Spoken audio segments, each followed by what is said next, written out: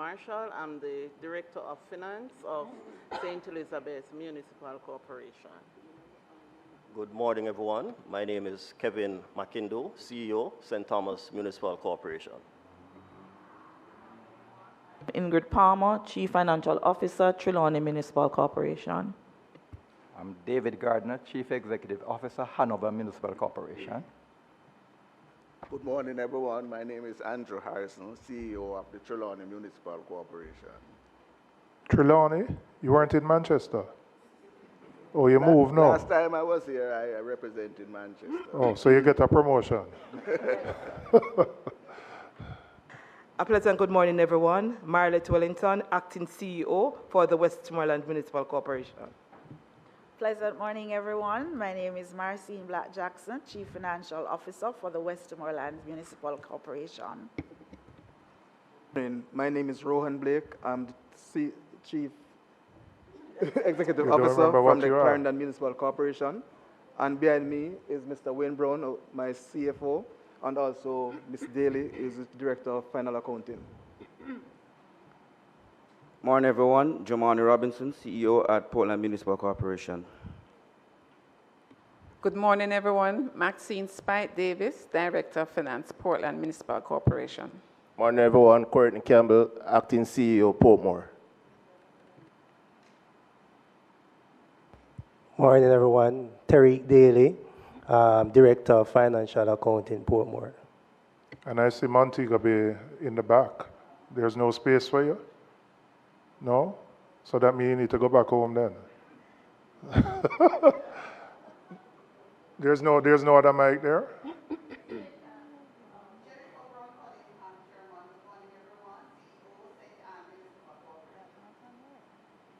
We need to find, it's better you come on this side because, come over on this side and sit where there's a mic because you will have to contribute in the meeting.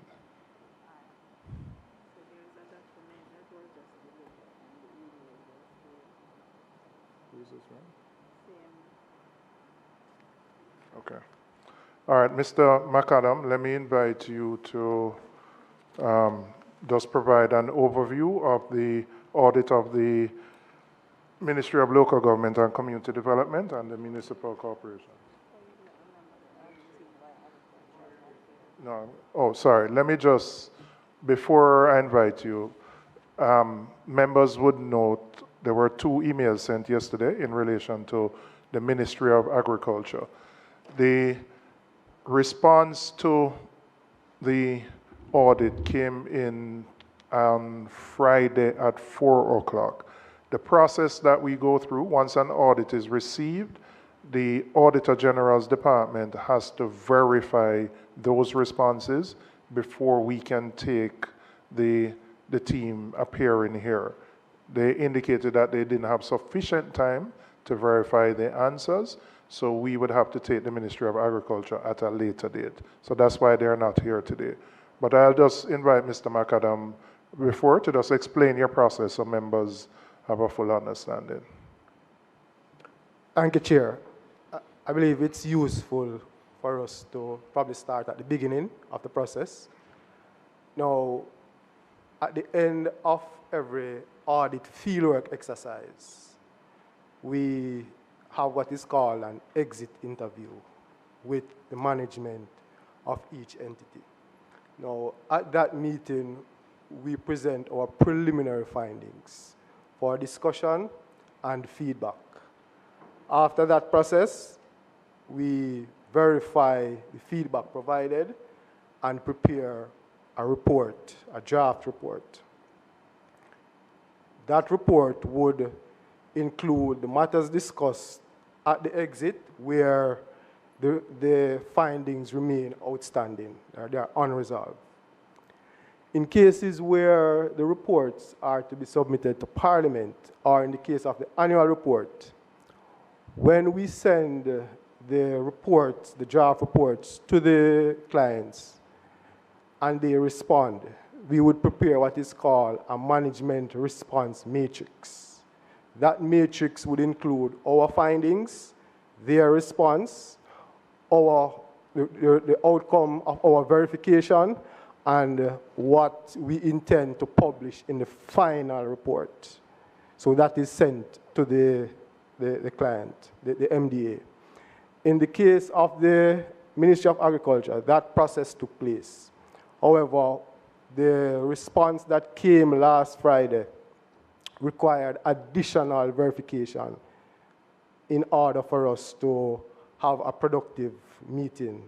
So we thought it best to give us sufficient time to conduct that verification before we can have a full review of the matters relating to the Ministry of Agriculture. And let me just add as well that the Parliament provides a 4-week period between when a report is tabled in the House and when the entity appears. And we do that so that in spite of the opportunities provided by the Auditor General, the entity has sufficient time after the final report is tabled in Parliament to prepare its own response. So I'm explaining that mainly for the public, where you may see a lag between the tabling of a report and the entity appearing in the Parliament. And that lag is to provide an opportunity for the entity to respond and the Auditor General to verify the responses. It's an administrative thing, but we believe in the interest of natural justice, because in spite of no final report should be a surprise to any entity, given the process that the Auditor General employs. But once it is tabled, they have 4 weeks to respond. So when we get here, we can have meaningful discussions on the reports. Huh? I can't hear you, Pierce. No, speak in the mic. I said that sounded like I needed some more time. No, man. Well, let me add. The annual report, which is tabled which is done at the end of each financial year, will raise issues related to particular ministries, agencies, and departments. Now, coming out of the annual report, we invite members can indicate entities that they would like to call back. Now, in your case, PS, because of the history of the lack of appropriation accounts, that's why your ministry is here. But based on the reports I have seen, you're making some progress. Right, yes. So we'll give you an opportunity to indicate how you are going and the progress that you're making. But I'll ask Mr. McAdam to just give an overview of the audit first. Right, Chair. Just a quick clarification. In relation to the municipal corporations, it's their financial statements and not appropriation accounts, right? Okay. Just for clarity. Now, this review, Mr. Chair. I'm sorry, before you go, I think it may be important to explain why having the financial statements are important for your purposes. Well, the law requires each MC to prepare financial statements and submit to us for audit. Right, and basically you are unable to provide an opinion on a municipal corporation without the financial statements. That's correct. Yeah. That's correct, Chair. All right, go ahead. Okay, yes. So in relation to the Ministry of Local Government, there are two major areas that are before us today, Chair. The appropriation accounts of the Ministry of Local Government and the matters relating to the financial statements of the municipal corporation. Now, we audited the appropriation accounts of the Ministry of Local Government for the period 23-24, and we found a generally satisfactory state of affairs. There was one area that we found that there was a need for improvement in that area, which is the management of project funds. And since the audit, the ministry has taken steps to strengthen the management of that area. So we are fairly satisfied in terms of the operations of the ministry itself, in terms of its financial management. Now, in relation to the municipal corporation, and you would have mentioned, Chair, about the history, we are moving from a situation where we are still having challenges in terms, when we say we, the municipal corporations are still having challenges preparing and submitting their statements. Last year, this time, Chair, you would recall, we had the same discussion, And at that time, there were 86 financial statements outstanding. As at the date of this annual report, the figure has increased to 95. And so we are not really making progress, making the significant progress as we would want in terms of the preparation and submission of the statements. And that 95 would include the fact that come this year, one additional another year. set would have become due. Well, this 95 is up to March 2025. Okay. So it doesn't include 2026, which is not yet due. Okay. Right. So come July, which is when the statements are due. The financial year ends March, and they have 4 months within which to submit. Another set of statements will become due. Now, the delays, I'm sure the PS will elaborate, but there are many factors contributing to the delays, and 2 primary factors are the lack of the financial management system that is needed to prepare and present the financial statements in a IPSAS, which is the standard required, IPSAS compliant format, and the MCs continue to have challenges in preserving and presenting the records, supporting records for the financial statement. Those are the main challenges that we have in relation to those, Mr. Chair. And I'll leave it there for now. Okay, thank you. PS, I'll invite you first, and then you can provide a perspective on the ministry, some of the systemic issues. I see that there's a IPSAS, right? Steering committee, and you've been having meetings and seemingly making some progress in that regard, but I'll invite you to give us your update. Thank you, Chairman. Just bring the mic closer to you so we can hear. Thank you, Chairman. Are you hearing me now? Yes. Right. So I just want to acknowledge before I give the update, 2 CEOs who are, we could say, new kids on the block. They weren't here last year. Miss Marlette Wellington, who is the newest assigned CEO to Westmoreland, and Mr. Kevin McIndoe, who joined the service in September, I believe, of last year. So these are 2 new CEOs for St. Thomas. And Courtney is acting for Ravel Morris, who is on vacation leave. So yes, as Mr. McAdam has updated, we continue to not yet have implemented the financial accounting software. However, we are very, very far advanced. There's a drum corps going on outside? Yeah? As you... Oh, it's a sports day?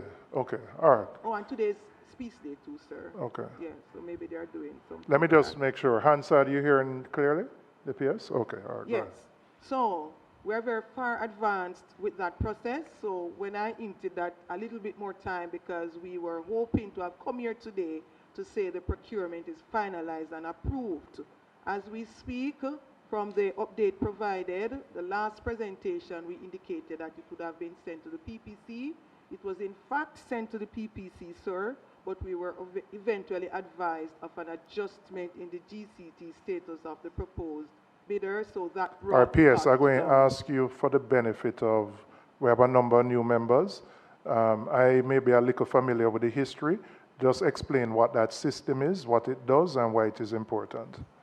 Okay, so the system is a software that would be utilized within the accounts unit to allow for the input of data, the analysis of financial data, and to allow it to prepare the statements in a systematic manner. So you won't see a St. James or a St. Anne or a St. Thomas having different formats.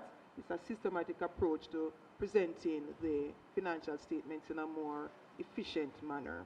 Another factor that Mr. McAdam didn't mention, that was mentioned about 2 years ago, was also the staffing structure, which we had given the commitment that that would be addressed. So we do have the approved structure now for all local authorities.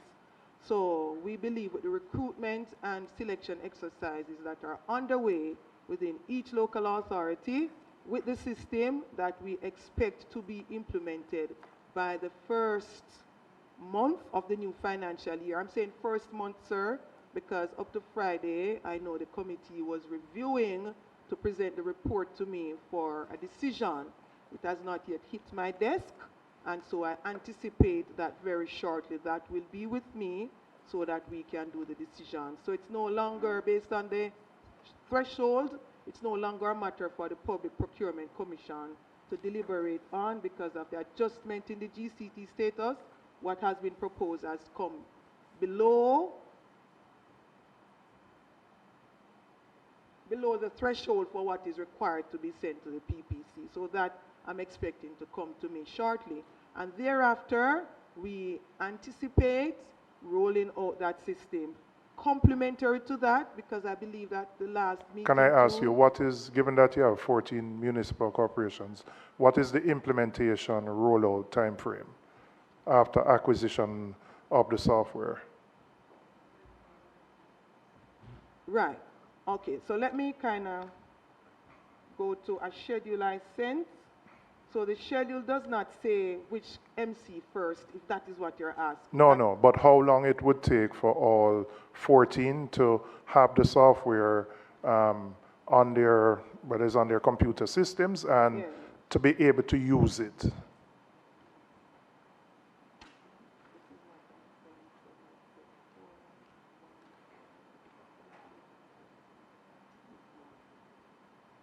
Right, so I had submitted as Appendix 2, Chairman and members, an ERP draft implementation plan, because this is still subject to approval by the steering committee. So overall, it would be approximately 6 months. There's a 1-month projection for initiation, a 4-month for configuration, and then development and integration, testing and validation, another month. My IT person is advising me that approximately 6 months. So if you said first month, so let's say, let's conservatively say you by May, right? We're talking about at 6 months, that's what, about November, December, before all should have that system up and running in each municipal corporation.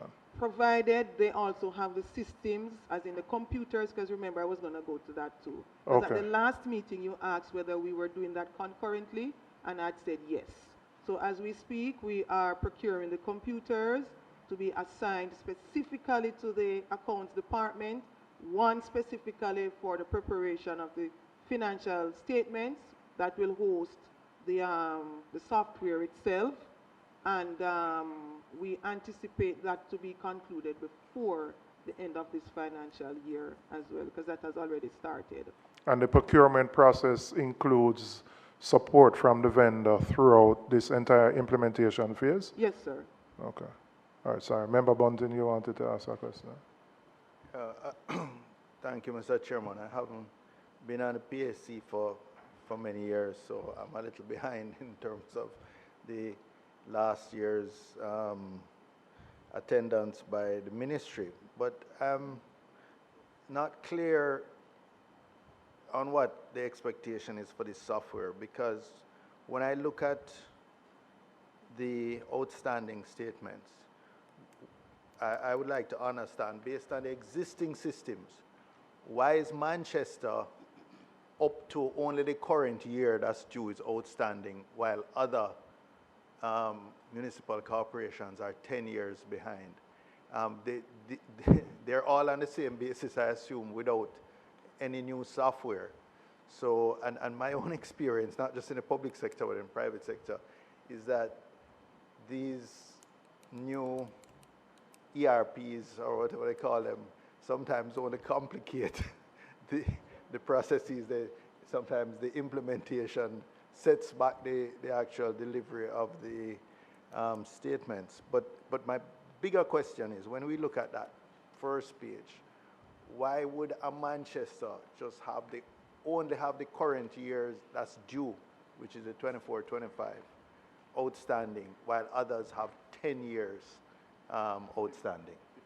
Yes, and we're going to get to that. In fact, when the CEO stood up from Manchester, the reason I said he was promoted, I do remember he was the most up-to-date counsel the last time.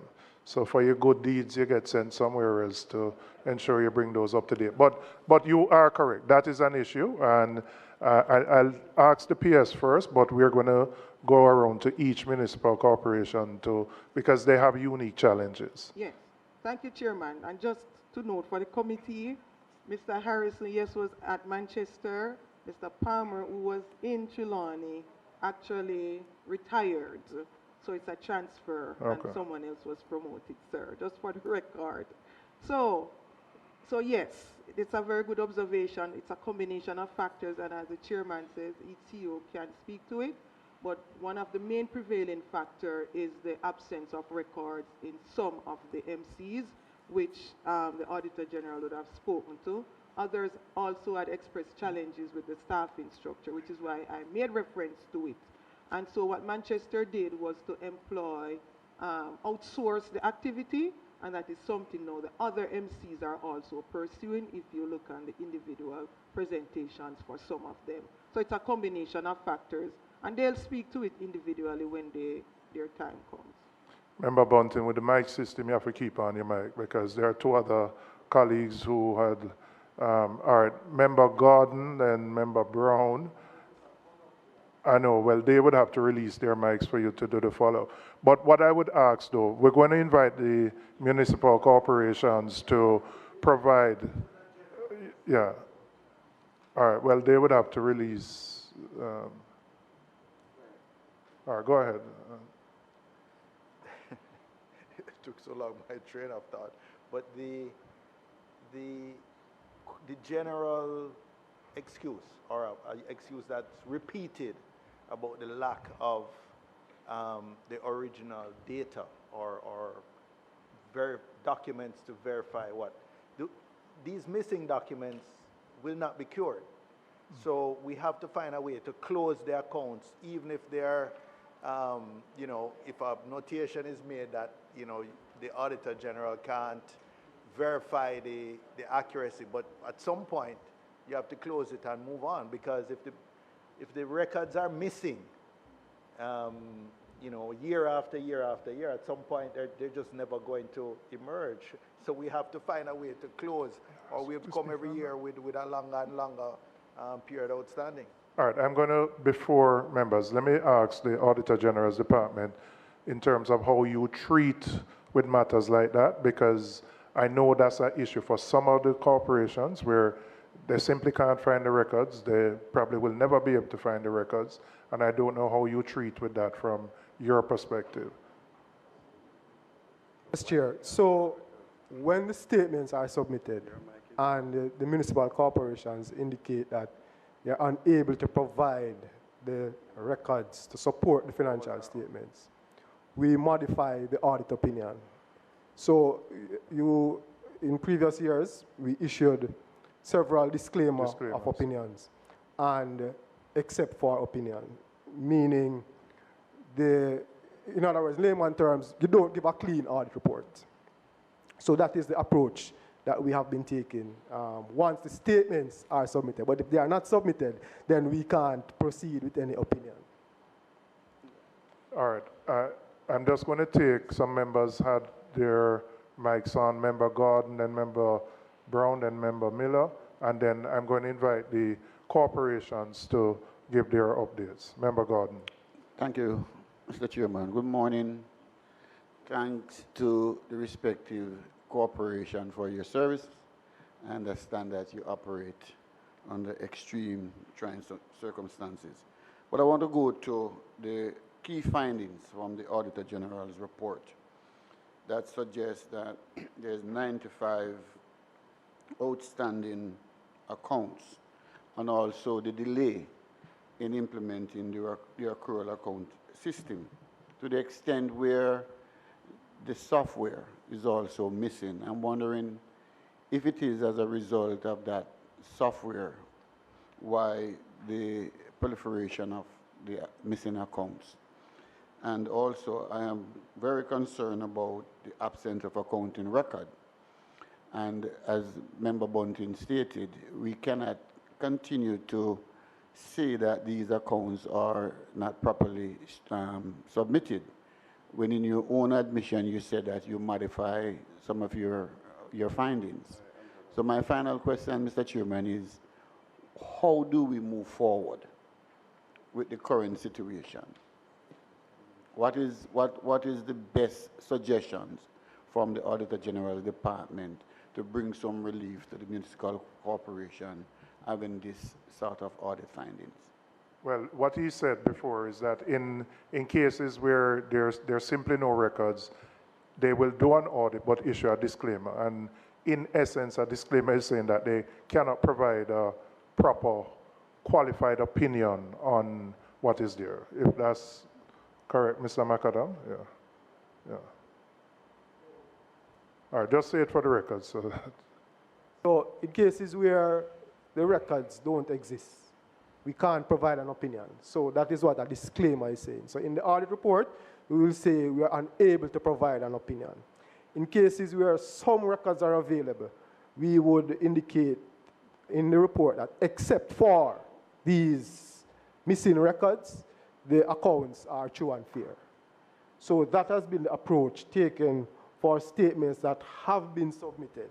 Now, these 95 are statements that have not been submitted to us for audit. So we are unable to even start an audit in relation to these 95 statements. But in terms of the way forward, I believe that is what the PS is outlining in her response.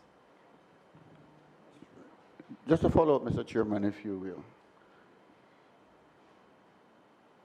It is rather challenging for me as a member to observe this absence of records. And I'm grappling with how and what would precipitate this level of outstanding record keeping. Is it staff? Is it staffing issue? Is it software issue? I would just like to know what is the cause. All right, so Member Gordon, I'm going to allow, because it varies, as we indicated, Manchester is the most up-to-date and they have taken steps. There are other corporations that have different issues, but I'm going to ask them as we go through to indicate where they are, what their challenges are, and how we move forward. All right, Member Brown. Yeah, Chairman, I wanted to just understand if we were at that point as yet in terms of going into the specifics. Yeah. Because I too am concerned about because it's a theme that I see permeating through all of the municipalities, missing records. So I don't know if we are there yet in terms of the timing of the meetings where we're allowed to ask those questions. Well, so what I would do first is allow them to present, because the issues are not, while there are some systemic, right, there are some systemic, but it's clear that some corporations have managed better than others. And so we want to understand the systemic, the ministry is trying to deal with the systemic through the acquisition of the software program. But it doesn't solve the issue, obviously, if you don't have physical records, receipts, et cetera, et cetera. You can't, the best system in the world can't resolve those issues. But I would, if there are specific questions, I'd ask you to hold it until the corporations will go through. I will hold my specific for the corporation. But in terms of the permanent secretary and the ministry, I see the schedule that is there. I hear the planned acquisition of the software to help to address the issue. But 15 years. You have one municipality that has not produced a record for 15 years. Oversight for the ministry. How does that go unattended? No intervention from the ministry. I just want to understand the ministry's oversight, and there are quite a few, 15, 11, 10, 9. What is the ministry's role in, even before we get to hearing what the municipalities are advancing as the reasons, what is the ministry's role in oversight, in ensuring that there is accountability coming from the municipality because it is a glaring issue.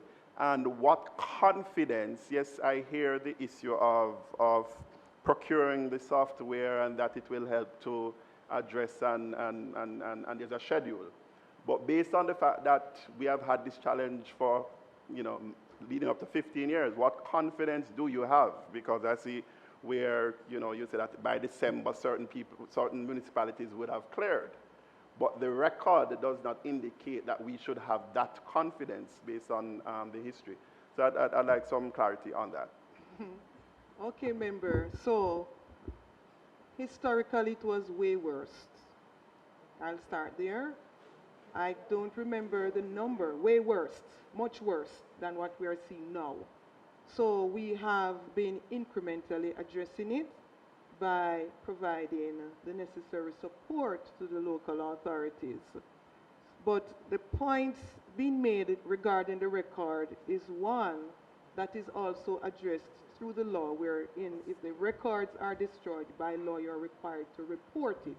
So the powers that be would have already known beforehand that there is missing record. Like for the case of St. Catherine, where Mocha went in, took the record, that is a challenge. And there are different challenges. If you just allow me, member, because yes, I see you turned it on the mic, right? So like that would be an issue. So I'm just clearing the air when it comes to record, that there is an avenue. Go ahead, There PS. is an avenue to report missing records. So that's the first step. And what the ministry does in that instance is historically, the team would remember the auditors that we would have written to the local authorities to remind them of what is the requirement in law, that is the oversight given in terms of the missing records, to report it immediately, and the steps that are to be taken following those actions. Then, historically, based on what we were seeing, we had got support through, I don't remember the name of the project, Mrs. Blake, but we got support that saw even training being done. So if you look on Appendix 2, you'd have seen a number of things that were ticked off as already done, including training. What had lagged was the software, which is what we were reporting on, as well as the revised structure. As you know, sometimes things take a little time to be implemented, like the review of the organization, 14 MCs, and to come up with a structure. So the oversight the ministry gave in that regard was to give the support to the local authorities to ensure that this restructuring exercise was done and completed so that they could all have all the posts that were called out as the posts that were needed. We also had undertaken some training. Mark Hughes was very preliminary. We are recognizing and have recognized that we will have to retrain. And just talking with Westmoreland last week, I know some of the MCs are doing it individually because there was a training of trainers, but we recognize at some point in the delivery, we will have to retrain. That is oversight again. We have also done internal restructuring in the ministry to strengthen our agency liaison and monitoring unit. That unit has a specific role with the PRF branch, the Parochial Revenue Fund branch, to provide the oversight for supporting the MCs. If the MCs require ongoing training or interventions and they ask for that, that is given. Where they ask for financial support, as some have done, we have sought to support them accordingly. This is why we're able to support the ones who have, for example, from the report, indicated that they have server challenges. Those are being addressed. So in every aspect where you might need, where you see a gap and it is reported, we do our best to support. If the finances are not there, the Ministry of Finance will tell you, well, the unit that does that is not here this morning. But when we do write to them, we get the support, albeit not in one go, but incrementally we see that, and we have seen that support too, even in the last calendar year into January in relation to the staffing. So overall, it's a composite integrated approach to support the MCs. mark you, there are challenges that are still prevailing because coming out of the last steering committee, I think if you have looked on the minutes, you might see something jump out. So we have identified additional challenges. That's another way we support. The steering committee is comprised of all the CEOs, the Ministry of Finance and the Public Service, who am I missing? And the PRF branch. And that committee is designed to interrogate the issues, to be proactive, and to design strategies that we would like to implement to further support the MCs. Thank you very much, PS. One final question directed to with your permission, Chairman. So the other theme I see permeating through all the municipalities is that the issue of the absence of the professionals, accounting professionals, and staffing, the requisite staffing to support the financial and accounting processes and reporting. Is there an issue, first of all, in your estimation, that there's a scarcity, because it permeates everybody, all the municipality? Is there a scarcity of those professionals in Jamaica that's causing that, one? Or is it that the salaries in what the municipality is offering is not competitive enough to attract the professionals there? Or is it that the ministry just does not have the budget to give the municipalities to hire the professionals? What, in your estimation, as I said, there is that all the reports, all the municipalities are reporting that they have staffing issues in this area of the financial and accounting professionals to help them to advance so that we don't see 95 and some having 15, 11 and so forth. What is the reason you would say?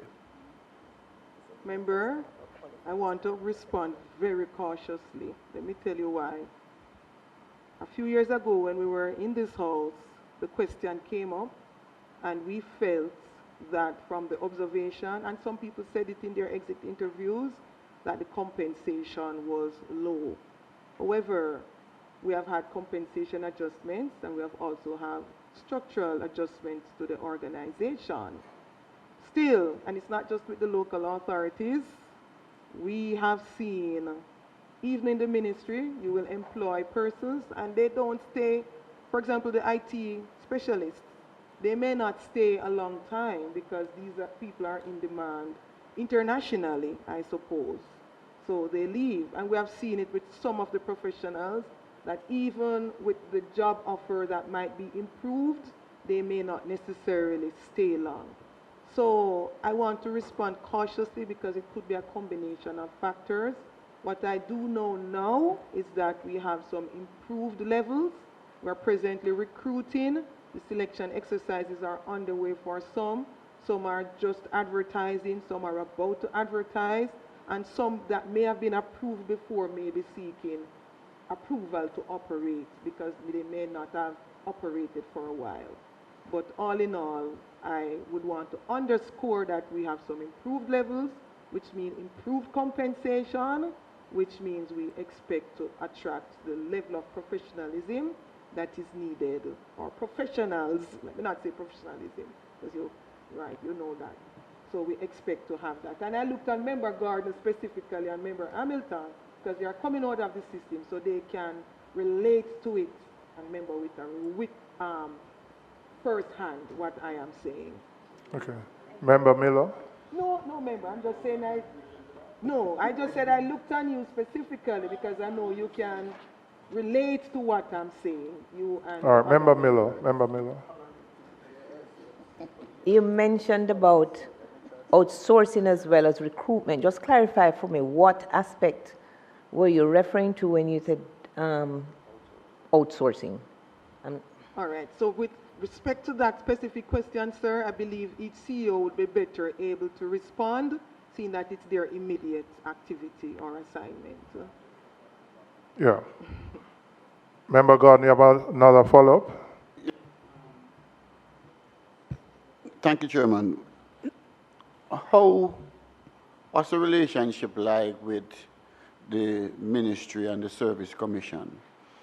Because I know firsthand that references are made and interviews are done. Robert Hill would suffer whilst I was a councillor there with delay in getting adequate staffing on board. And his go-to thing was the service commission, the local government services commission. Is there any improvement in that area as it relates to recruiting? Is there any improvement in salary compensation in spite of the adjustment? I'm still hearing that there are no takers because the salaries offered are still at the low level. So in order to attract the professional that we need to clear up this 95 outstanding report requires coordination between the ministry and the service commission and the municipal corporation. So I'm just wondering whether or not there is improvement in timely delivery when interviews are done and when staff are actually given a contract. All right, so Member Gardner has raised some questions too that perhaps are better answered by the CEOs because of their daily interaction. But from where I sit, member, as the PS, we do have regular meetings with the chairman and to include the CEOs, and the challenges are underscored. The proposals to move forward are also looked at. As to the turnover and how quickly, I believe the CEOs are better able to respond to that, feel that that's their first-hand responsibility. And what I can say with respect to the compensation is that based on the levels that once existed, those have been upgraded, and where there were no posts available in some instances, because not all MCs have the same situations, those MCs received new posts. Just a follow-up, Mr. Chairman. So, as it relates to persons who have been acting in a post for many, many years, and it is observed that they don't have the requisite qualification, but they continue to serve and act in that post. And I know with certainty that there is someone acting in a particular post at the KCMC for over 10 years. How do we allow that to continue in terms of staff morale, in terms of the own personal development of such an officer? How do we allow that to happen? I don't know. Remember, that sounds like something I may have to investigate.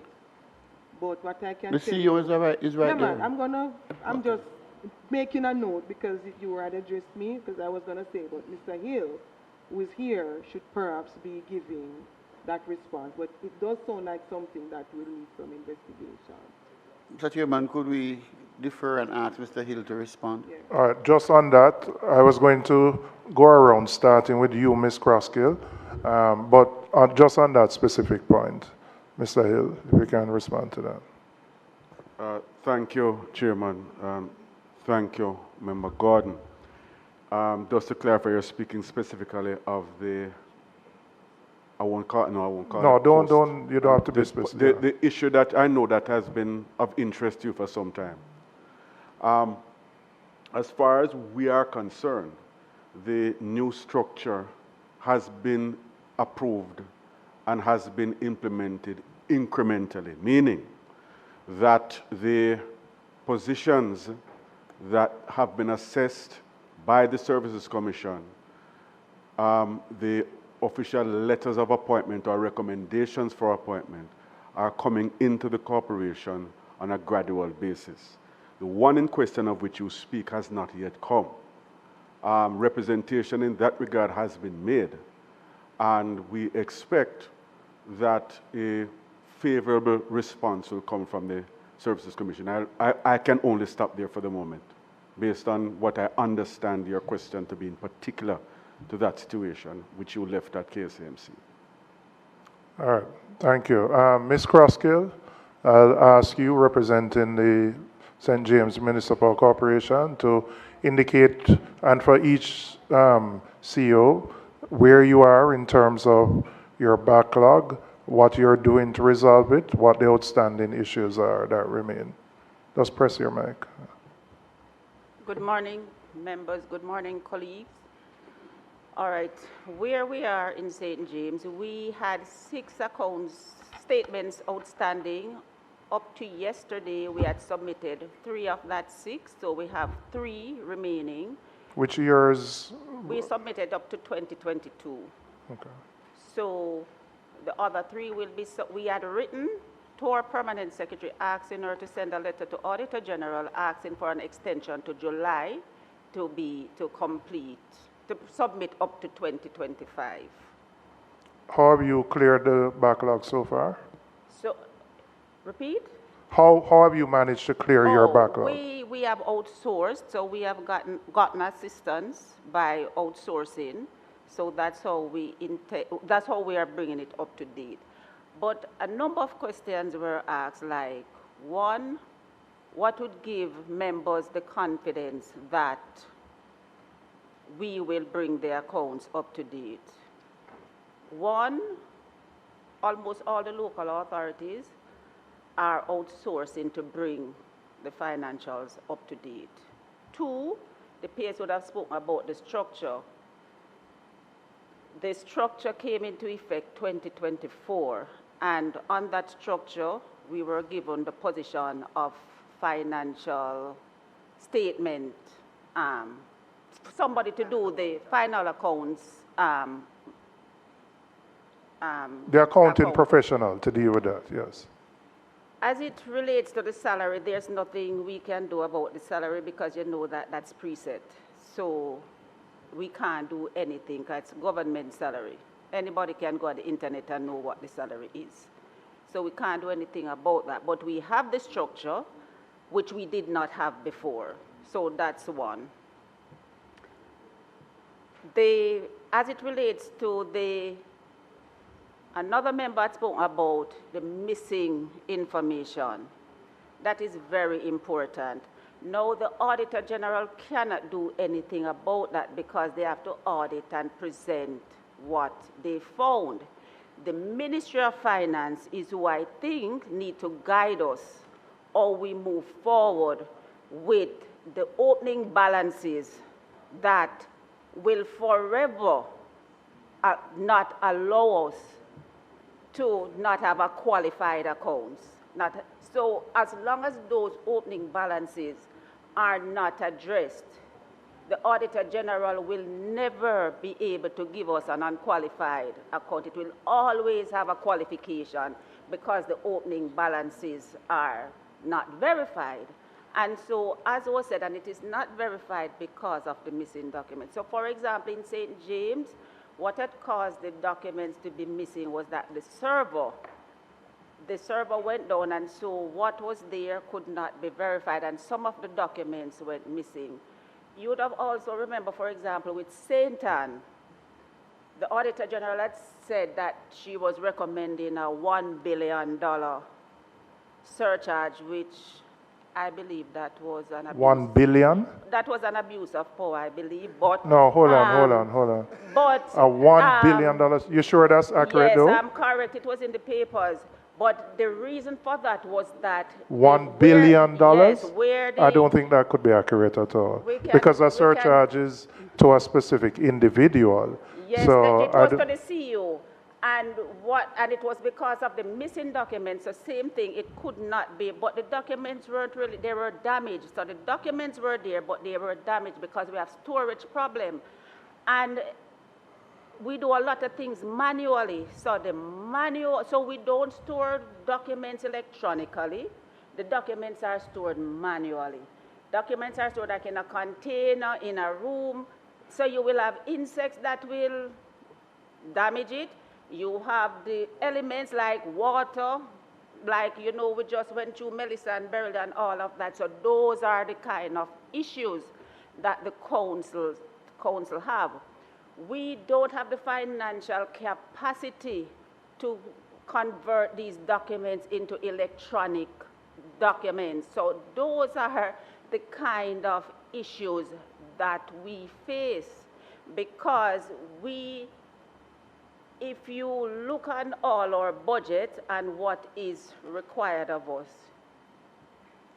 we just don't have the financial capacity to do all the things that are required to put us in a very efficient manner and to make sure that everything that is to be reproduced, that at some point they are not damaged, whether by water, insect, all of those things. And an electronic form would be the best way. So any kind of support that can be given to help us to get us our document in an electronic format, that would help greatly.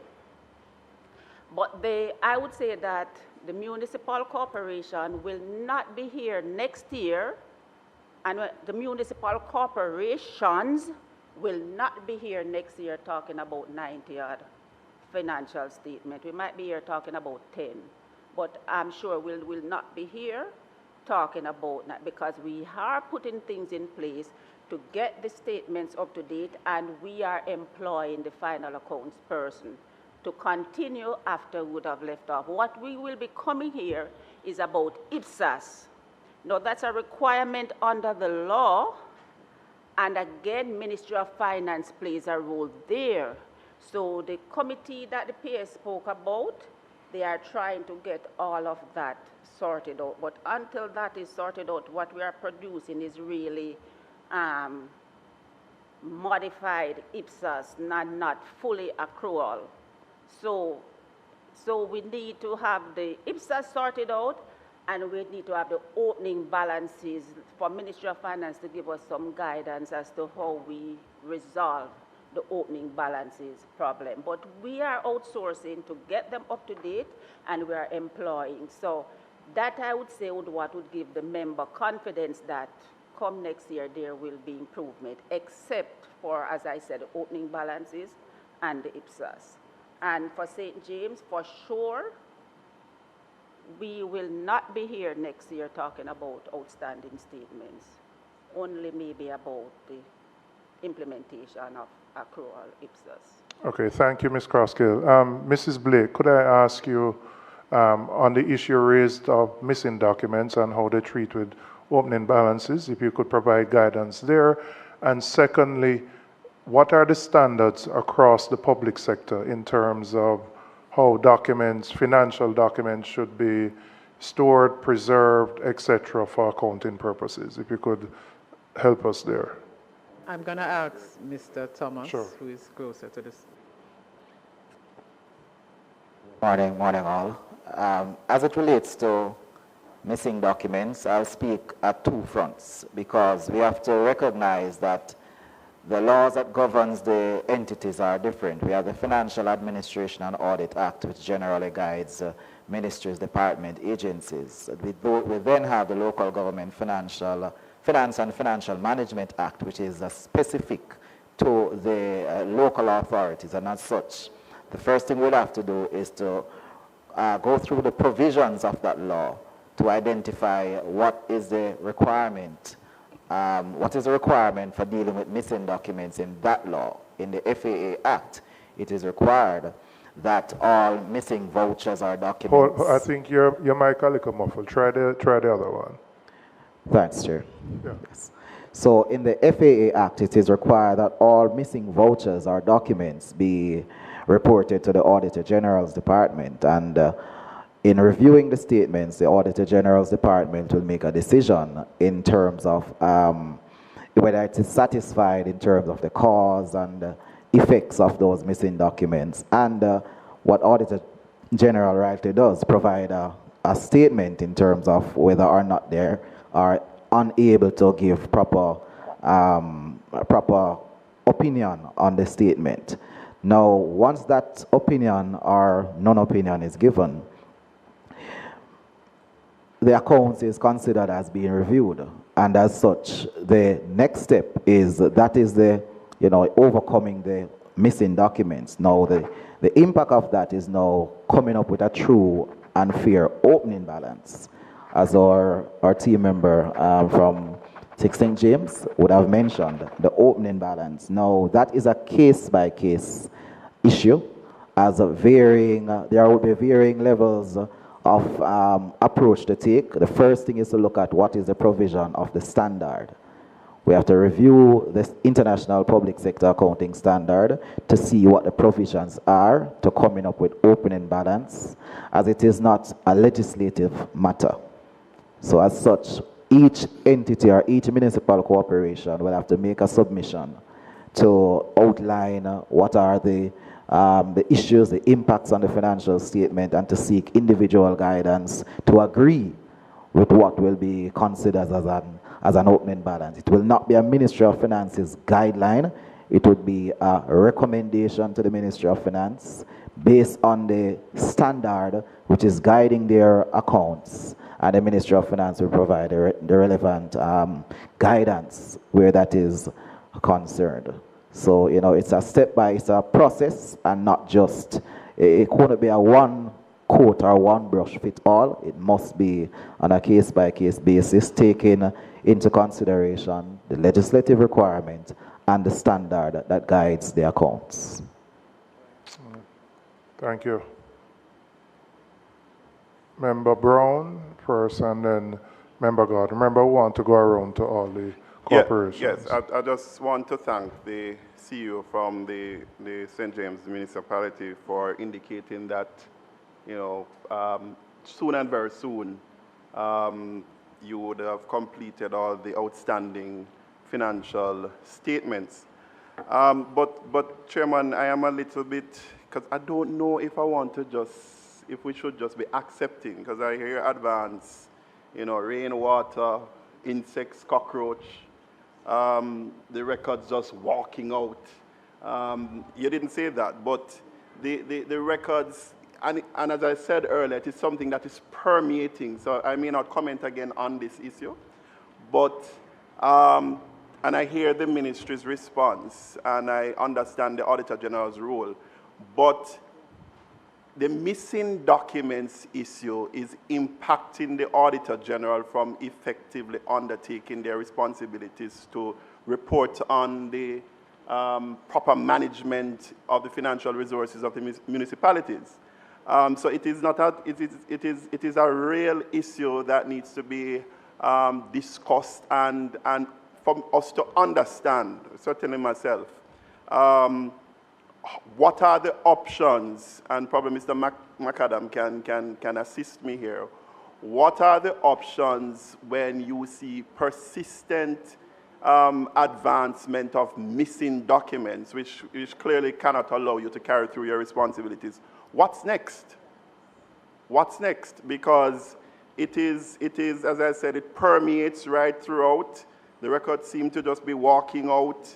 And yes, I hear the storage. Yes, I hear the water. Yes, I hear the rain. Yes, I hear the insects. And I hear the fire. But I'm not sure if that can be continuously accepted as a reason for us not having the Auditor General being able to conduct their functions as it relates to auditing of the records. All right, I'm just going to, 1 second, Ms. Crossgrove. Let me just take the questions. I see Member Gordon Bunting and then Member Frank. So let me just take those, and then, all right, you're next, Member Bunting. Thank you, Mr. Chairman. My first question was similar to the one from Member Brown. It's clear that we'll never clear up the backlog unless the Auditor General qualifies. So I believe that's the term they would use in the private sector. I don't know if a similar term would be used. But issues qualified accounts so that we can move on. And I assume that, you know, the missing vouchers and the docs would have to be material. You know, it wouldn't be just one incidental thing. It would have to be material to the statements.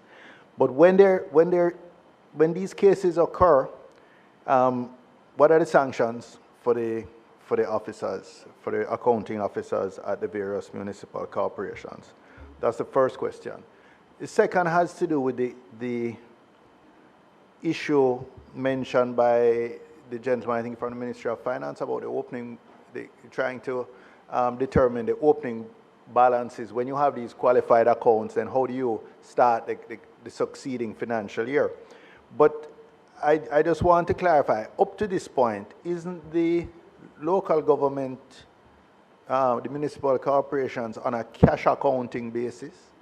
And therefore, wouldn't it be essentially use the bank accounts to reconcile to determine what the opening balances would be, since you're up to now? Because the mention was made of moving to an accrual accounting system, which I think central government has moved to already, but you can confirm for me whether local government, the municipal corporations, are still on a cash accounting basis, and whether that might make it easier to determine opening balances. The other explanations, let me say, about the document storage problems, if we weren't so far behind, you know, in a sense, which comes first, the chicken or the egg? If you didn't have to store 10 years or more of documents, you wouldn't have such a major document storage problem. But I do acknowledge the determination that the representative from St. James Municipal Corporation has to bring things up to date. But whether physical, whether manual or electronic, the fact that you have so many years of backlog is going to make you much more vulnerable to whether document deterioration in physical format, or as you said, the server goes down, and then with so many years to reconstruct, it's virtually impossible. So those are my comments. All right, before I go to Member Gordon or Frank, I just want to deal with those two issues. And Ms. Cosgrave, the issues are not specific to St. James. They go across the board. So, P.S., I'm coming back to you because the issue of missing documents and the inability to retrieve from an accountability perspective from the ministry, how the ministry deals with that if you have persistent year-on-year issues of just inability to find documents, how you distinguish between what may be genuine acts of God versus other reasons that may contribute to it. What is the ministry's accountability role from that perspective? Chairman, I'm not sure I understand the question correctly. What I'm saying is, all right, let me just break it down. Yeah. If a particular municipal corporation consistently has 5, 10 years, just can't find documents, does the ministry determine whether it was the hurricane that caused it or some other means? Where is the accountability to say, all right, we have done an investigation and we know it was caused by an act of God? Or we did an investigation and the explanations are not satisfactory and we hold in XYZ to account. That's because you have that oversight responsibility. So that's really where I'm going. Okay, Chairman. So as I had indicated before, when Member Brown spoke, that there is a responsibility to report the loss. That's number one. And the ministry consistently reminds the MCs of that. And whenever it is reported to us the way it ought to be reported, we in turn also advise the financial secretary, which is where I believe Ms. Croskill was going. So what I hear coming out of this conversation is perhaps having had the reports of the documentation being missing, perhaps we need to engage, and will engage the Ministry of Finance outside of the steering committee just to treat with the matter, because they would have been reporting. I don't know that there's any MC who has not formally reported the missing documentation, and we will pursue that conversation with the Ministry of Finance because that's what the regulations call for. And let me just, from a process perspective, once you receive a report that, you know, a year or two, they just can't find the documentation, what is the action of the ministry? I know you are obligated to report that to the Auditor General, but does the ministry itself conduct an assessment, investigation to determine whether what has been told to you is actually verified? Yes. So, it depends on the reason why they say there's a loss. So in some instances, well, in most instances, it is legitimately due to an act of God or an event. Where we believe it is due to bad storage, then we make the recommendations as to what you need to do and to give you the support if we're able to do that. We have seen cases just recently too, even with the passing of Hurricane Melissa, where we would have had to intervene and take the necessary actions that need to be taken to preserve records, for example, in St. Elizabeth. So we do intervene. All right. Member Gunn, then Member Whittle. Thank you, Mr. Chairman. Mr. Chairman, I'm challenged to appreciate the response from the personnel from the Ministry of Finance. Why? He made reference to 2 acts. And implicit, he's saying that there's no standard. But the acts speak explicitly to how you treat. So am I then to believe that each municipal corporation operates on its own without any standard?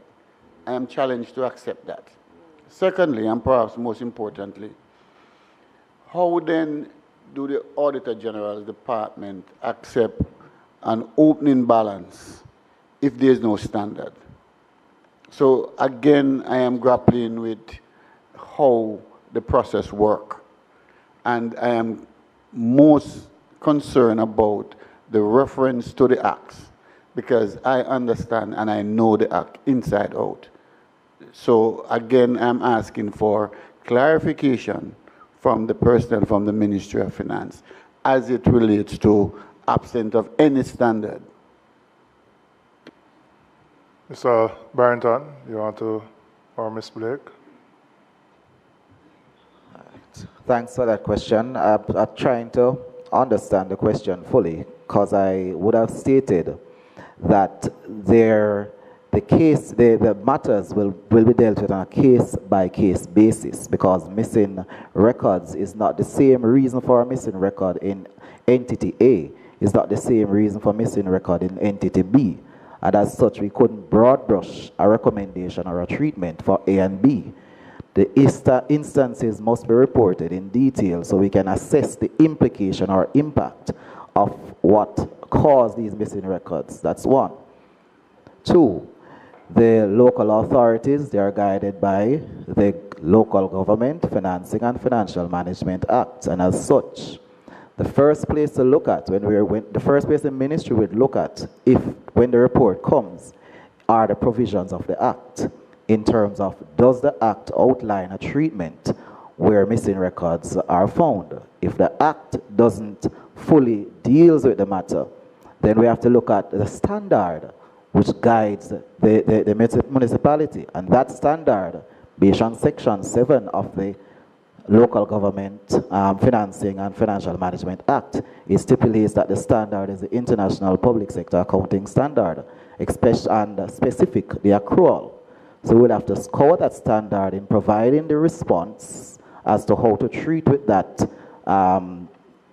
opening balance based on 1, the law, 2, the standard, and then the ministry will make a recommendation on a case-by-case basis. I am happy that you referenced that there is a standard, but I'm still not understanding what you said, because explicit in the Act, as explained by you, there's a standard and there's a treatment, and you're saying that each municipality would have a different approach based on their own situation. I am not even going there. What I'm simply saying, that the standard must be implemented as it relates to missing accounts and how you come by an opening balance. And I'm still not appreciating how the Auditor General then could flag a municipal corporation and then say that you give a disclaimer and not qualify the account. In my 20-odd years of practice, I've never heard where a disclaimer is given and the account is not qualified. So I am at school, I'm learning something different this morning. But I would love to have that explanation as to why a disclaimer can be issued and the account is not qualified. So it is for you to clarify and for the Auditor General to to explain how. All right, I'm going to ask the Auditor General, but Frank has been waiting for a long time. Go ahead, Frank. Thank you, Mr. Chair. Your last observation would have dealt with one of the points I want to make. So I just want to add though that listen to the question that we are asking now.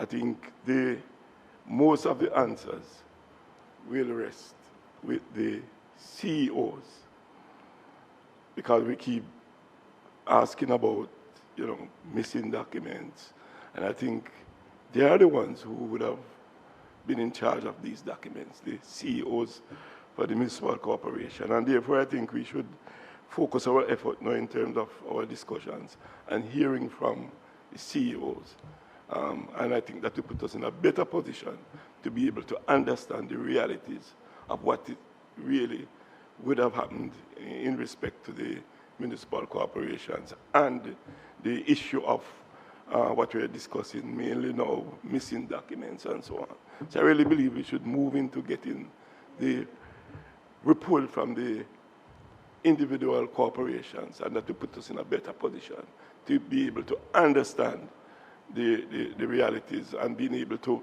even push more questions if necessary.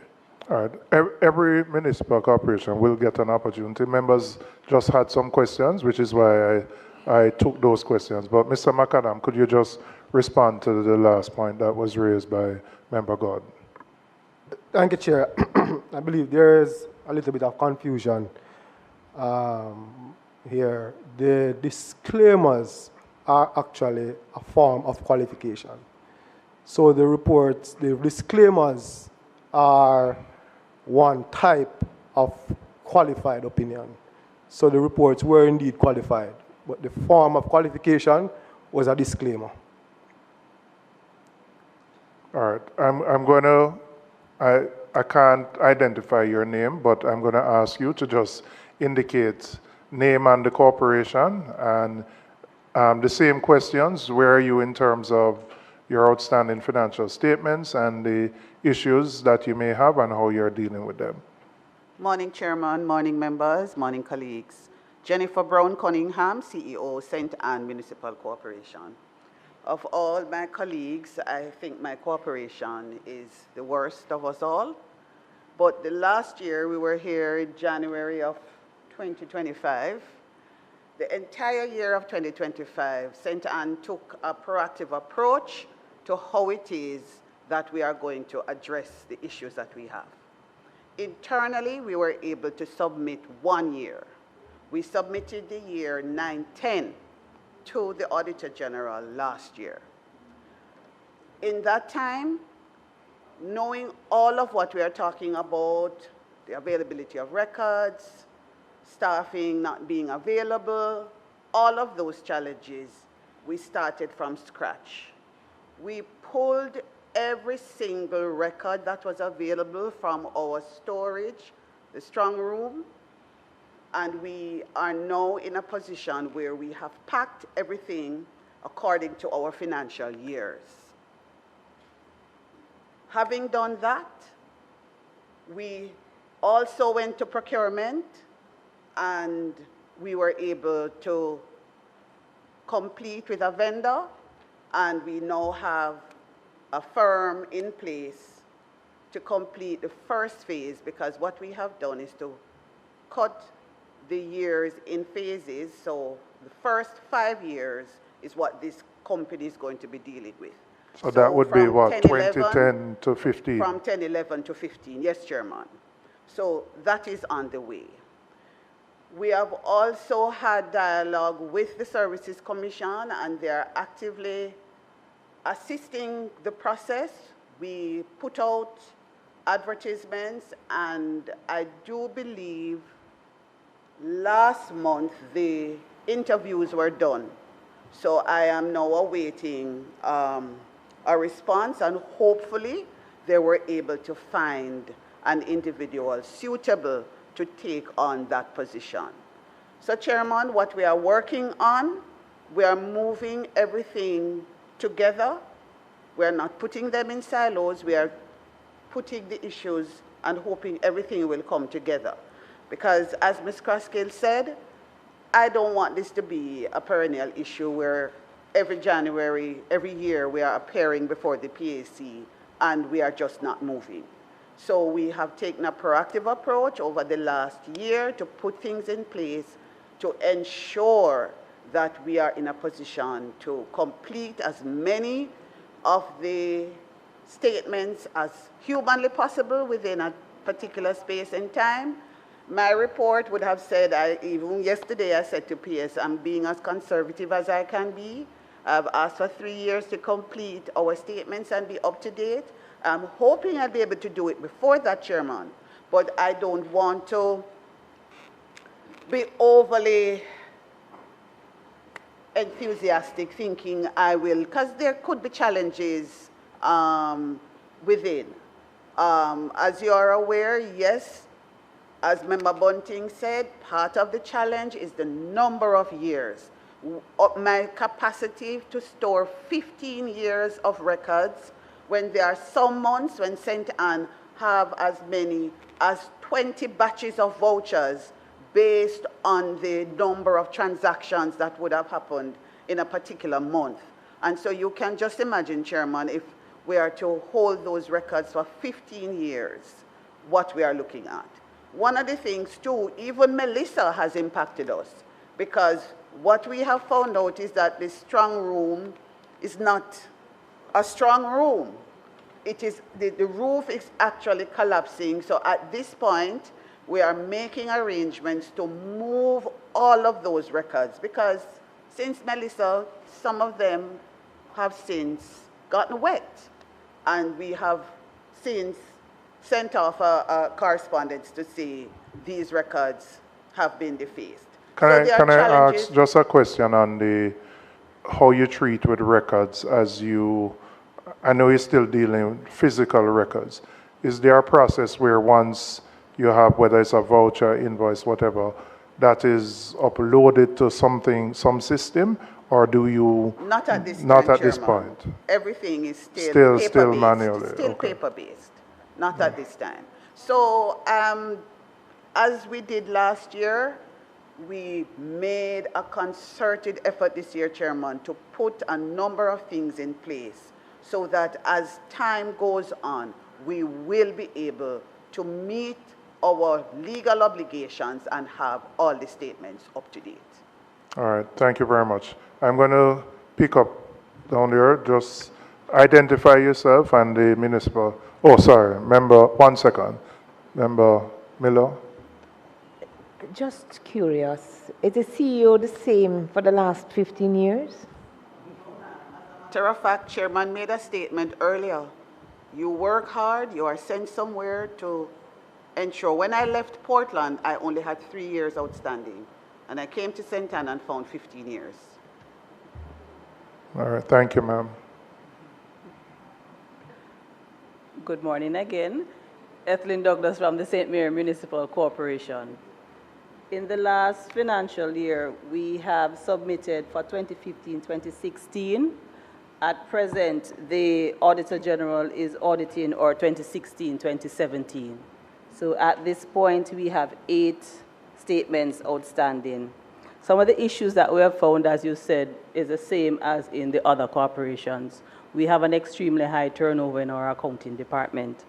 The source documents cannot be located because historically of how they have been stored. Previous statements were also very manual. We have conservatively stated that we will complete all our outstanding by December of this year, because we are now at the point of 2017 that we started to use an accounting software. Thus, we theorize it will be quicker to compile and submit.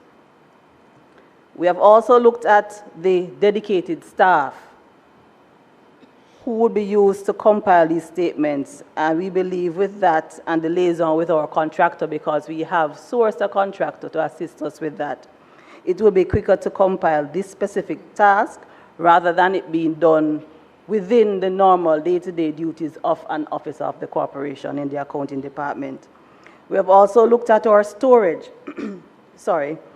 and how that was done, and to properly carry out some acquisition of storage equipment to properly batch, as Mrs. Cunningham stated earlier, to batch those records in the respective years that we have outstanding, so that it will be easier to source when we get to those years.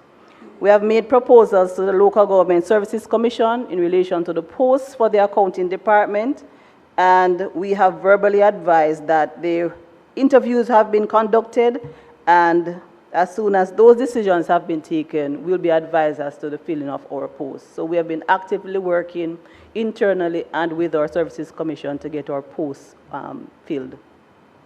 All right, thank you. Next one.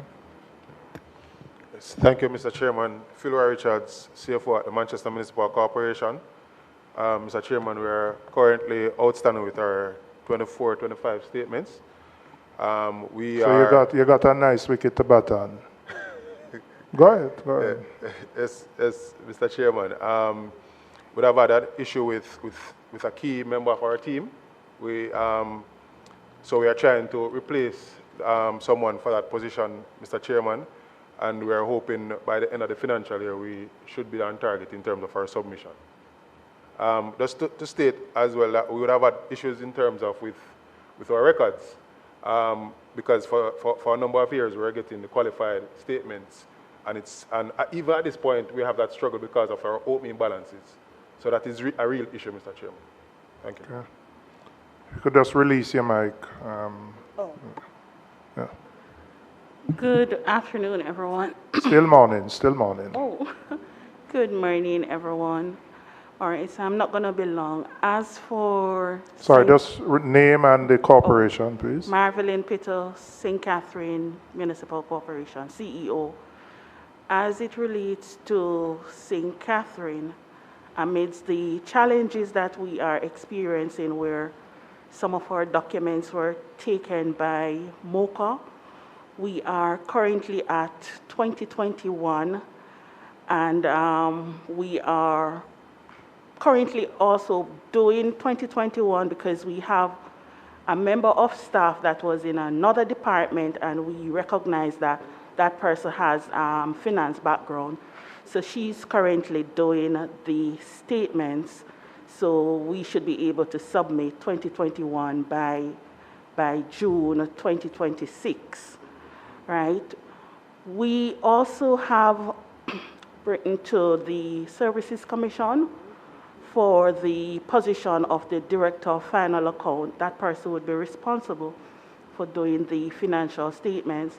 This is our second time writing to them, and I had discussions this week wherein we will be getting the letter to advertise the position.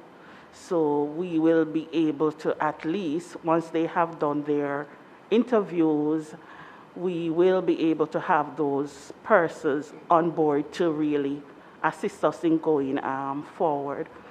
We too have challenges with our records, as I mentioned before, with MOCA, and then issues regarding, termite infestation, but we are still working hard to get the statements out. We have set some timeline, and we are hoping that we will be able to even, produce those documents before those timelines. Okay, thank you. Next municipal corporation. Is that coming down the line? Says. Thank you, Chairman. The issues in terms of how we have attempted to manage the difficulties have been well explained, Chairman. So what I do, Chairman, is to go through what... Just identify yourself. Most of us... Apologies, Chairman. Robert Hill, CEO, Kingston St Municipal Corporation. I'm joined by our Chief Financial Officer, Mr. Kevin Blair. We would have been stymied and had difficulties facing the retention of talent and employment, and that would have been already expressed, Chairman. We did have also some issues with our records, and we have since rectified those matters. We have outsourced the services of a professional accounting firm, Mundell Assurance Services, to bring our records up to date, and we have therefore set out a project timeline to bring these up to date, which I will now state to you and the committee chairman. By the end of March 2026, that is the end of this month, we will have the years 2016 and 2017, 2017 and 2018 submitted. By September of this year, we'll have 2018, 19 and 19, 20 submitted. By April of 2027, or hopefully before, we will have completed 2021 and 2022. And by September 2027, we'll have 2022, 23, 23, 24, as also will be current with the other statements by that time, and that time with our relationship with the accounting firm would be completed, Chairman. So that is where we are. Thank you. Before I go to my colleague who used to be in Manchester, PS, is it that you receive from each municipal corporation a schedule as to the time frame for when they'll bring their accounts up to date? Yes, Chairman. Okay. What I would ask for the purposes of the committee, is it in the document? Yes, so it's represented in the document submitted. Okay. And we also have a spreadsheet with it, but if you want the individual submissions, those could be Well, I think what collated. we'd benefit from is a summary. Right, so it's in the document. It's in there, so okay. For example, Hanover gave 2 years, St. Catherine 1 year, 10 months. Okay. And there are some more details there.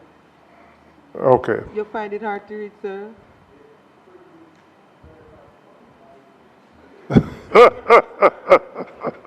Next time you put it on full. All right.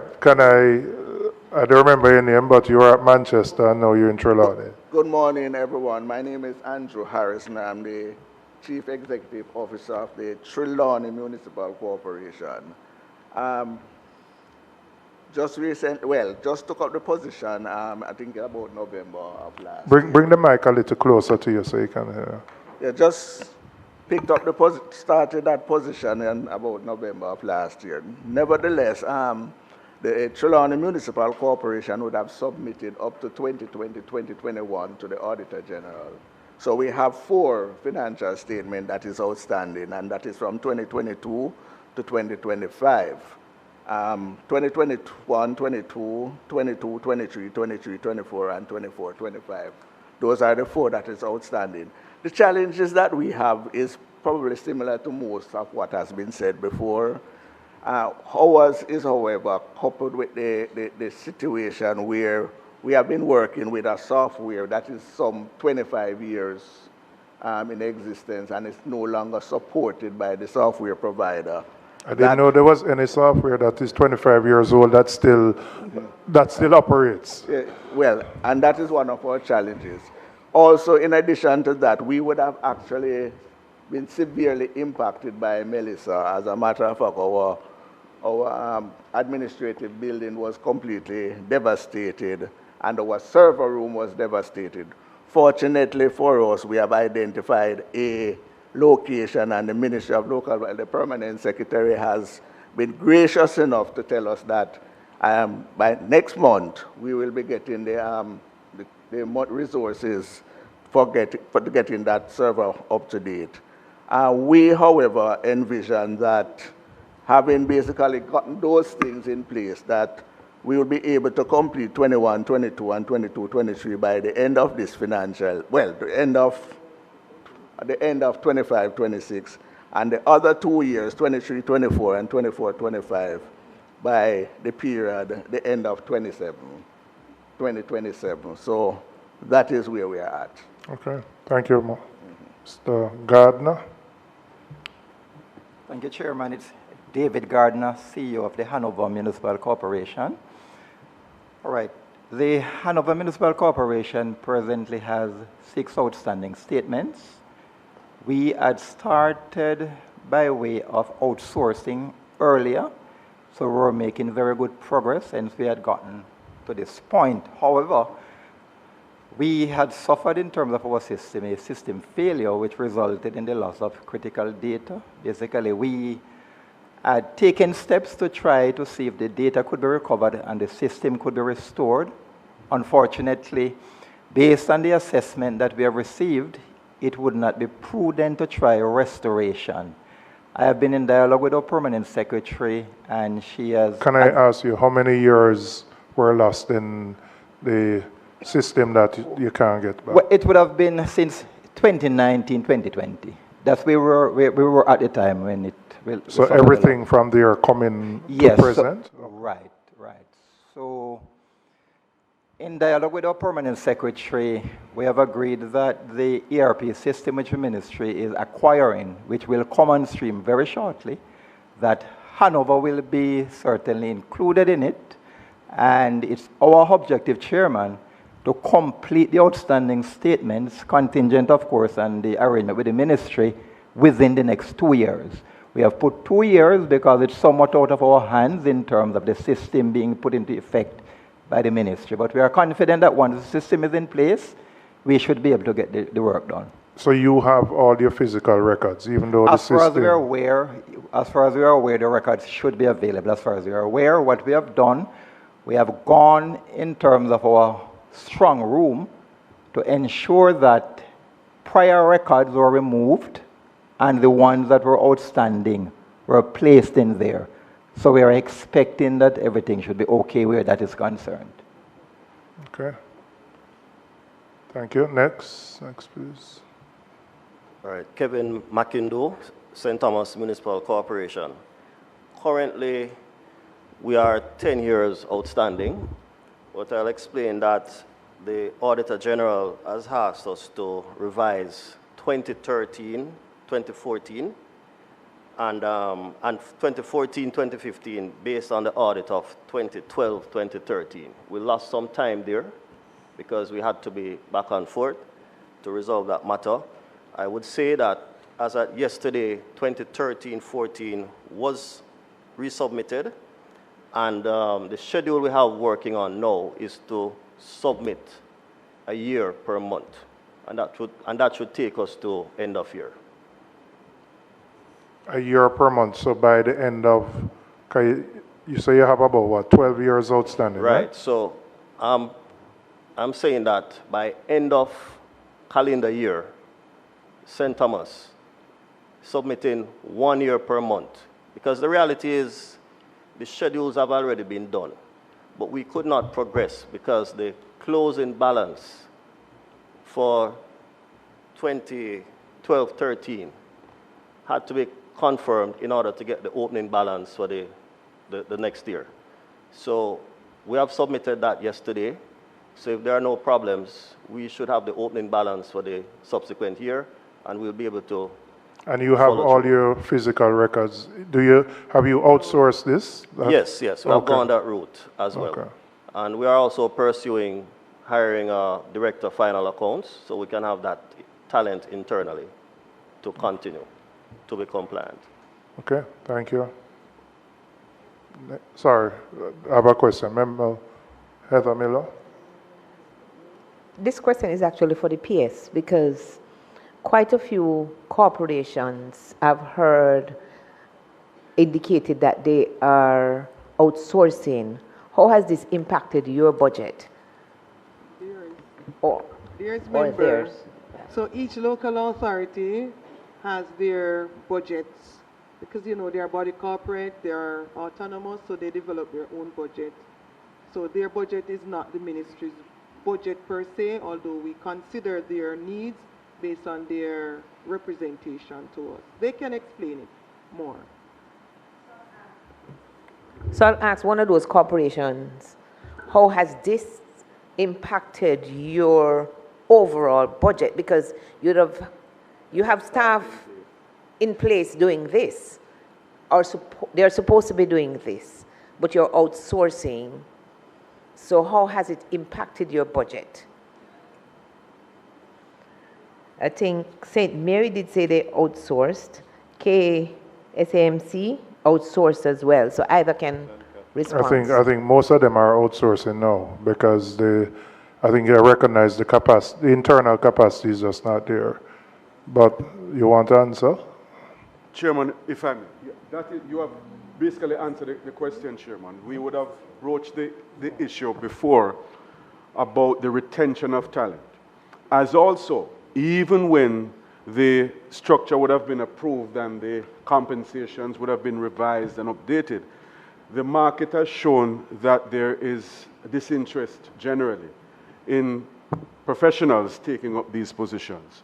Competitively, they have been brought closer to market, to private sector offerings, but it is, and for our own experience, and Member God will remember this, there are several times that particular positions were advertised through the approval of the Services Commission, and there was little to no interest. They could not find a candidate.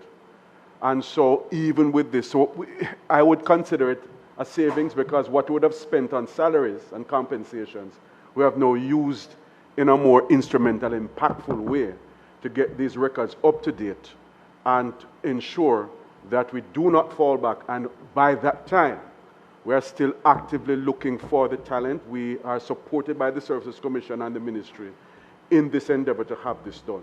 So we would, again, in agreeing with the sentiments of Ms. Croskill from St. James, we are not to be in this position come next year. Ms. Croskill, all right, hold on. You wanted to add to that, or? For organization, you look at what is required of you. Just speak closer to the mic. Just speak I'm closer. saying, like with every organization, you look at what is required legally. And what is required of us legally is to provide these reports. And so we make the budgetary preparation. Also, it's not like we're outsourcing while we have the staff. These reports are coming back from, as you said, 10 years, 6 years, 15 years. So we had these reports before the new structure was in place. We've been having these issues where we were not able to attract the requisite personnel to do it. So we decided that to get it up to date, what we do is to outsource. By then, after we would have brought it up to date, then with the new structure, we'd hire the staff now to continue the process so we do not reach back to the stage that we are coming from. So we made the budgetary preparation for it. So yes, when you pay something, it means you have to forego something. But this is an important part of what we have to do, and it is a legal requirement, and so we have to make the budgetary accommodation for it. And what I'd want to say earlier too was that in terms of missing record, we shouldn't have that problem going forward, because once the accounts are up to date, then we would have more frequent audits. So we wouldn't be having audits going back 15 years to have the missing records problem. We have that. That was perennial because of how far the audit goes back. So going forward, also that problem should be solved because the accounts would be up to date. All right, that's the Member Brown and Member Gordon. I think the issue that Member Miller was trying to get at is you would have made a provision in terms of the outsourcing. So you would have made a provision in terms of your P&L as it relates to compensation for your staff, right? So what I think she's trying to understand, and I would also like to understand, is if the outsourcing, if you would have been under strain in terms of your third-party costs on your P&L, because you would have already budgeted for that. So because, several of the municipalities are saying outsourcing. These are not cheap costs, right? So it's just to understand, we appreciate and are happy with that measure to bring everything up to current, but just to understand if that is putting a strain on your overall budget in terms of that additional cost, which may not have been previously budgeted PFO. Yeah.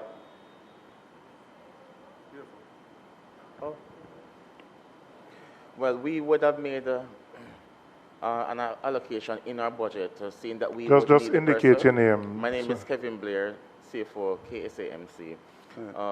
We would have made arrangements to have that allocation in our budget to meet that need, seeing that the need was so demanding, and we need to get this information out as quick as possible. So it is within our budget each year.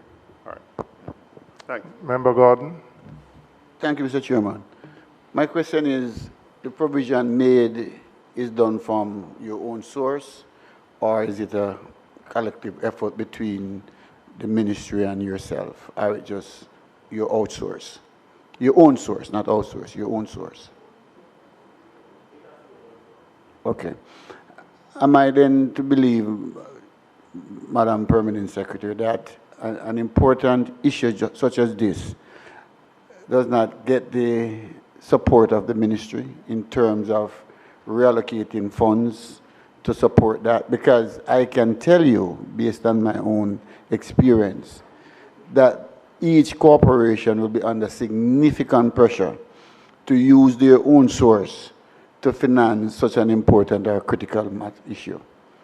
So again, I am asking whether or not there's any consideration from the ministry to find resources to assist in that regard. Pierce, you want to take that? Yes, so Chairman and members,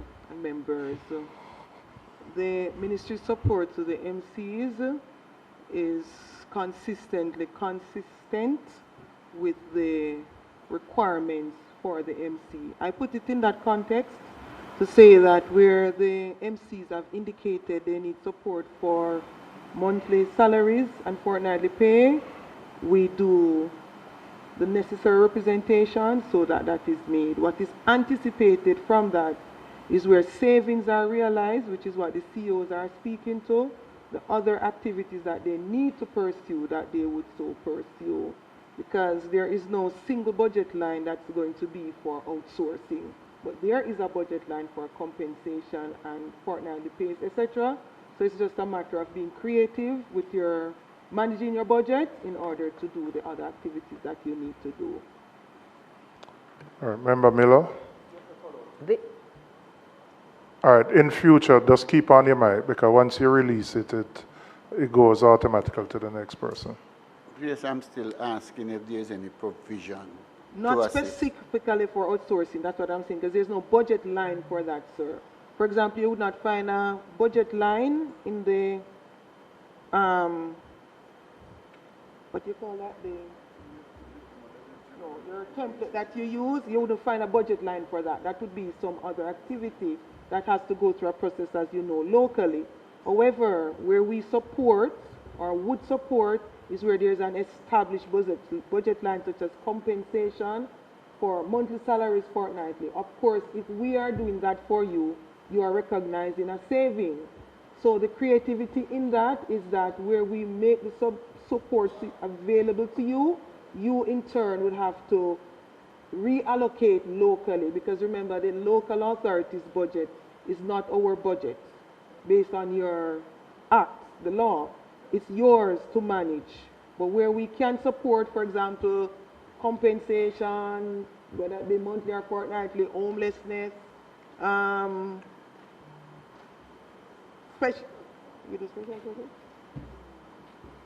so we support in terms of, well, those areas, and specifically we do, in this case, we have specific provision for the IT support in respect of the computers, ERP, etc.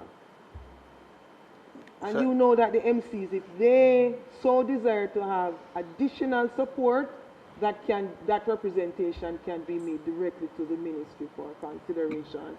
For the record, no local authorities have indicated that they would need support for outsourcing, which means my interpretation that based on the support we have provided in the many other areas, they have found the savings to implement accordingly.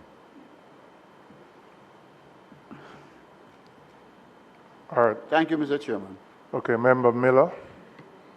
This question is for the CEO, Hanover Municipal Corporation.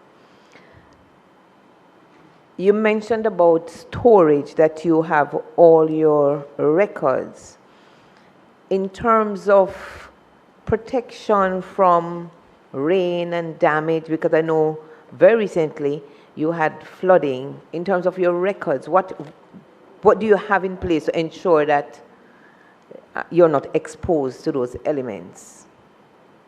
Thank you, member, for that question. Thank you, Chairman. All right, the building that we have presently is one that leaks, especially when it rains. So what we have had to be doing, we have had to be continuing with the covering of the different equipment we have, etc. So there are times when, for days and sometimes weeks, especially if the weather, which we know can be unpredictable, is on, we have to keep the covers on for as long as possible. So for the time being, that is what we have had to be doing. So do you have plans to relocate? Because that building, I know, requires some attention, or as a matter of fact, well, let me not go. Okay, thanks again. We have identified lands at Watson Taylor Park, which is owned by the corporation. So we are hoping that in collaboration with our ministry, that a new building will be constructed to house us down there. So the land has been identified, so we are hoping to get the support of our ministry in terms of constructing a new building for the team down in Hanover. All right, thank you. I'm going to pick up after St. Thomas, yeah? Go ahead. Good afternoon. Errol Liebert, CEO, St. Elizabeth Municipal Corporation. So we have two outstanding financial accounts from 2023 to 2025. Where we have reached so far is because of our outsourcing activities. However, we were then further hampered. We had given a commitment to complete the last two by May of last year. However, the server that we have started malfunctioning because it's over 12 years old, and the accounting system is over 20 years old, so the operating system. So that gave us some challenges, and that will be solved when the new accounting software that is being procured will deal with that matter. And we have also in dialogue with the ministry regarding a server. Our challenges has gotten further compounded by the effects of October 28. We always have this issue of storage spaces, but we have made our best to really maintain our records. But today we have lost a whole lot of records. What's the state of your facility after the hurricane? We have no office space. Okay. All office buildings were destroyed. Okay, so you would have lost everything? They have been damaged. We started some salvaging, but they have been corrupted by seawater, rainwater, the winds, damage to the buildings, termites, molds, everything. Okay. All right, thank you. Behind you, please. Courtney Campbell, Portmore. We are 4 years out. We haven't outsourced. I have been doing the accounts since inception from the municipality. You personally? Yeah, me personally. Okay. And the difficulty with that, with the paucity of my staff, really, Mr. Daly beside me and a cashier. Thankfully, now we have the structure in place. Thanks, PS. That support staff should help us to reach where we want to reach. Our unique situation was that we were on a plaza. We had a robbery in 2017. They really affected the server. They tried to take the hard drive. We tried our endeavor best to recover some of the data by even sending that hard drive to Canada, but it never worked. We went manual for 2 years just to bring it up to speed. But with the information, we never had hard copy documents missing. It's just really the general ledger and the trial balance from the soft copy, from the software that were missing. And hence, we received the qualified report. Since then, from 2019 onwards, I've submitted 11 statements. The real difficulty why we are not up to date is because when the Auditor General begins the field work, then there's a pause, a lull, in which the assistants have to come forward. So that is why the support staff being employed will take us a far way. The real difficulty that my other colleagues have mentioned is that I'm not seeing a great take-up of the positions when advertised. We have been advertising for a cashier for the last 3 years. And up to today's date, no one has expressed any interest.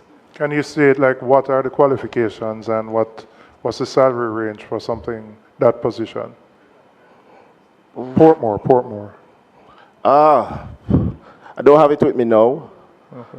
Don't have it with me now, but I think the cashier is our 83. I'm not sure. But it's somewhere in the region of between 1.5 to 2.5 million. And the person would need what kind of qualifications? I think it's a diploma, associate degree. I think it's an associate degree. Okay. So that's really the difficulty. But there is a commitment to have, to be up to date by next financial year. We're on track. Just once the support staff, once we get engaged with support staff, we'll be fine. I understand the difficulty with the hard copy records being damaged or missing. We, again, thankfully to the minister and the ministry, Portmore was able to get a modern facility with good storage. That has significantly helped us. But before, just like many other municipalities, we had to off-site store in containers, and from time to time, natural elements will damage the records. But we're on track, and I'm confident that by the next financial year, we'll be up to date. All right, thank you. Go to the next, please. Afternoon, everyone. Jamani Robinson, CEO at Portland MC. So at Portland, we are currently outstanding year 2021-22 to 2024-25, which is 4 years. Notwithstanding the issues that other municipal corporations had mentioned, internet reliability is one of our main issues. Office space also, and just like what Portmore just mentioned about their new facility, hoping that at the Bound Brook next year, we'll have that said facility as well as a new building. Now, what are the actions that we have taken so far? The corporation had engaged the post-operation committee at the Ministry of Finance as it relates to the service of a final account and reporting officer. In addition, we have also outsourced contract for like a short-term basis to provide a targeted and accelerate our outstanding balances. We have given a target of 2 years, but I think we are well ahead, and I am confident that we can complete those 4 years within the 2-year budget. All right, thank you. Okay, thank you, Mr. Chairman. Rohan Blake, Clarendon. And before I speak on Clarendon, just permit me to speak a little bit about the missing documents. Missing documents sometimes mean that we can't provide them in time requested by the Auditor General. So they're not on location. And it's based on the storage systems that we have at the corporations. Now, for Clarendon, we have implemented a structured and time-bound plan to address the backlog of outstanding financial statements. Sorry, before you move on. So at the time of the audit, you don't have the documents physically with you, but is it that you provide them to the Auditor General at a later date? No, what we're saying is this. For Clarendon, we do have storage both on-site and off-site, the main office. When the audit has been done, we may get 2 weeks to provide a supporting document, or a month and based on where all the storage is done, it's very difficult to just go in and pick up that same document. So in 2 weeks, you can retrieve the documents? If a container is full with vouchers and other accounting documents, okay. It may take some time to find that exact document, but it's not that documents are not in the storage, because there may be evidence that there's no tampering with the storage facility. So we expect that they are still within the vicinity, but it's finding on time. So I wanted to make that, to note that. So you have an off-site container that you store your documents in? Definitely. And how many years of documents are in that container?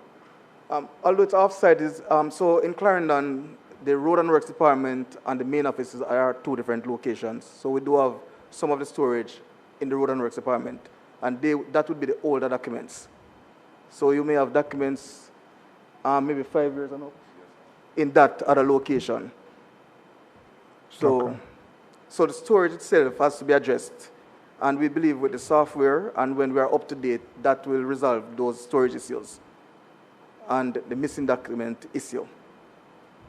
So just to state that we have implemented a structured and time-bound plan to address the backlog of all our outstanding statements. And for us, we have a dedicated officer who has been formally assigned the responsibility for leading and coordinating the completion of the outstanding financial statement. So for Clarendon, we have employed our Director of Final Accounts, who is sitting right behind. So we do have that dedicated person. The recovery strategy prioritizes the earliest outstanding financial statements, financial years, and we progress sequentially. So that is the plan that we have for Clarendon. Internal control procedures have been strengthened, including enhanced reconciliation protocols, supervisory review mechanisms, and structured progress monitoring. For each financial year, comprehensive supporting schedules and disclosures are being systematically prepared and validated. We do have an approved timeline, which we believe that by February of next year, we will be up to date. And currently, I want to report that for 16-17, that is not ready for submission. So we believe that we will meet our timeline and we are on point to achieve that. That is where we are. All right, thank you. Next, please. Good afternoon, everyone. Marlette Wellington, Acting CEO for the Westmoreland Municipal Corporation. Being 1 month on the job, I am ably supported by my Chief Financial Officer, who is right beside me, Mrs. Marcine Black-Jackson. So for the Westmoreland Municipal Corporation, we had 11 statements outstanding. I'm pleased to inform the House that to date, we have been able to so far submit 5 of those statements, and we are on target to submit in the remaining 6 at the end of the calendar year. Our first review for those statements that we have submitted with the Auditor General is scheduled for March 16, 2026. Like the other municipal corporations, we can relate to the same issues, which over time, I'm sure we will work same out. So in terms of managing to ensure that we meet the deadline for December 2026, we have our weekly project management meetings where submissions are complete and outstanding issues are addressed, and you bring updates and clarifications. So for Westmoreland, that's where we are, sir. All right, thank you very much, and let me thank the CEOs for their updates. Members, are there any questions for the CEOs on the updates? Member Gordon? It seems to me that things has improved tremendously, whereas your own source can now facilitate your outsourcing to bring your accounts up to date. And unless something else happens. I detect a sense of sarcasm in that question. No, but I'm just simply saying, I can only relate to my own experience at the KCMC. And I know during my time as the finance chair, we were struggling with our own source, and some creativity was brought to bear on how we actually grow the own source. And although it is a requirement under the law, again, that is why I asked the question if you're getting any support from the ministry. And I wish you well. There's no need to comment on Member Gordon's comment. Members, are there any other questions for the ministry or the municipal corporation? All right, let me thank you for coming. Having been here last year, I'm seeing some improvement. I would like, if you are called next year, that you won't be called. Okay. All right. Well, I hope you're not called. I hope you're not called.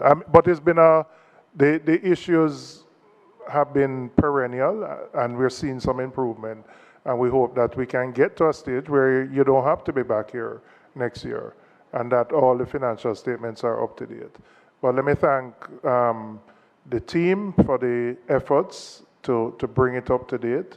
and to encourage you to keep on doing your work. It's difficult to balance your everyday responsibilities with these, but as I said, we are seeing some progress, notwithstanding the fact that the number has increased in terms of the outstanding statements. But we hope with the software system that we'll see some significant improvement. Any other business members? In terms of the next meeting, the practice of the PAC is that we don't sit during the period of the budget debate, which commences next week and will run for 2 weeks. Our next meeting is going to be March 31st. All right? And so we'll communicate that with you. And we'll be taking the University Hospital of the West Indies on that date. So that will be communicated. Let me thank you again. Can I have a motion for the adjournment? Member Witter, seconded by Member Brown. Thank you. Have a good rest of the day.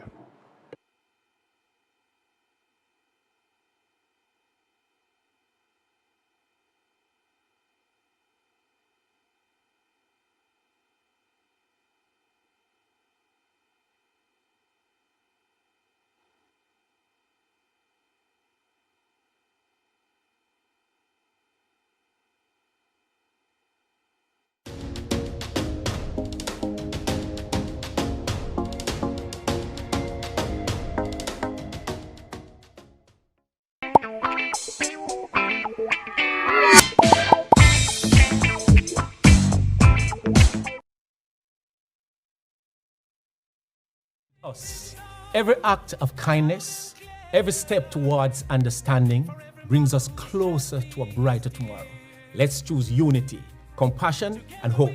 Together, we can build a future where peace reigns. Brighter tomorrow starting today.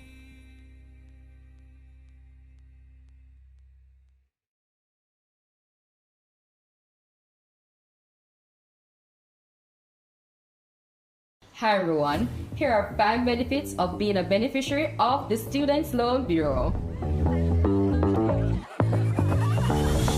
1. Benefit from our 99% approval rate. 2. Benefit from our low interest rate, so less burden when you need to repay. 3. Benefit from the fact that we require no collateral when applying. 4. We're giving you more time to focus on your studies while we focus on the financing. No need to worry about repaying while in school. Number 5. Receive a 14 months grace period after your graduation date before you enter repayment. Don't forget to follow us on all SLB platforms for more SLB info. Do your part to prevent mosquito breeding. Mosquitoes will breed in any container that holds water. Tightly cover water storage containers such as drums, barrels, buckets and tanks. If this cannot be done, pour cooking oil on the water surface. Punch holes in all tins, plastics and beverage boxes to prevent the collection of water before disposal. Cover all tires or fill with dirt to prevent water collection. Scrub all vases once per week to remove mosquito eggs. Use mosquito repellents to protect yourself from mosquito bites. Dispose of garbage properly by placing in plastic bags and securing properly to prevent water collection. A message from the Ministry of Health and Wellness. Overtake! BGLC, the regulatory body. We regulate, you play without worry. We regulate, you play. BGLC, fair play when you play. For the fun of the game, you know when they are. BGLC, keep it fair for the player. You play the game and we are the rules setter. Keep everything fair so the game play better. The Betting, Gaming and Lotteries Commission. We ensure fairness, integrity and responsible gaming practices. Keep the game fair and fun for everyone. We regulate, you play. Join your big sister Raquel as she reintroduces the cast of Vibrations and their educational adventures to the screen. See Ronson and the gang experience the world firsthand through interviews and interactions. Vibrations, where kids are taught about the world from someone they can relate to. Join us every Friday at 3:30 p.m. to hang out with your big sister Raquel and the kids of Vibrations. Right here on PBCJ, the People Station. Jamaica improve, heart free, wages increase, housing schema bill up, we have more opportunities, roads bill, and the dollar stable. We are building Jamaica. See your new favorite shows on the Children's Corner. Learn, laugh, play. Weekdays from 2 to 6 p.m. and on Saturdays from 1:30 to 5 p.m. The Children's Corner, right here on PBCJ.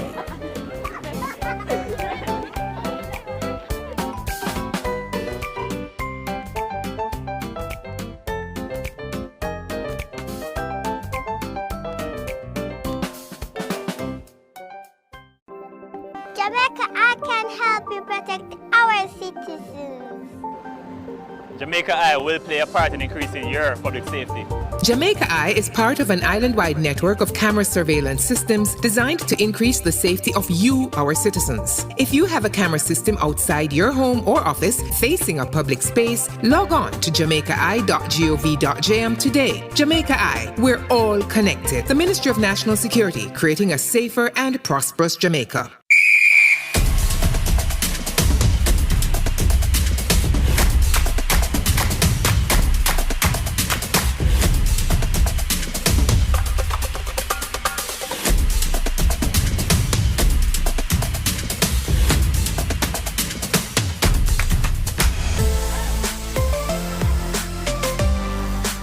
On a bright and vibrant afternoon in Kingston, Jamaica, young athletes from communities in central Kingston gathered at the Breezy Castle Sports Complex on Kingston's waterfront for a historic event, the first ever HWPL Jamaica Peace Cup football tournament.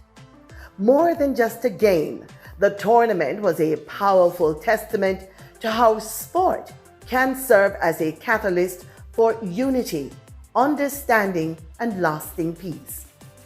Hosted by Heavenly Culture World Peace Restoration of Light, HWPL, in collaboration with local partners and community leaders, the event brought hope and inspiration to the community of Central Kingston.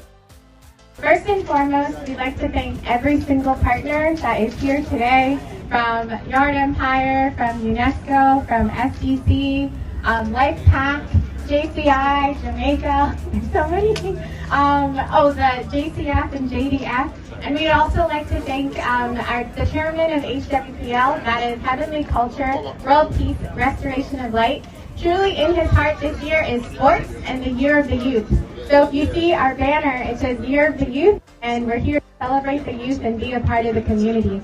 We're hoping that this is the first, but not the last competition. So please come out and show your support to your team and cheer loudly. I won't tell you, I'm not rooting for anybody. I'm just rooting for fun and sportsmanship. Peace is needed right across the world, right across the nation, and let us try and embrace and enforce that today. All right? May the best team win, or the team that needs it most win. As the players from the Rose Gardens and Parade Gardens communities in central Kingston made their way onto the football field, the anticipation was palpable. The young players representing neighborhoods often marked by conflict and other challenges strutted with confidence onto the football field at the Breezy Castle Sports Complex, ready to showcase their skills and their spirit.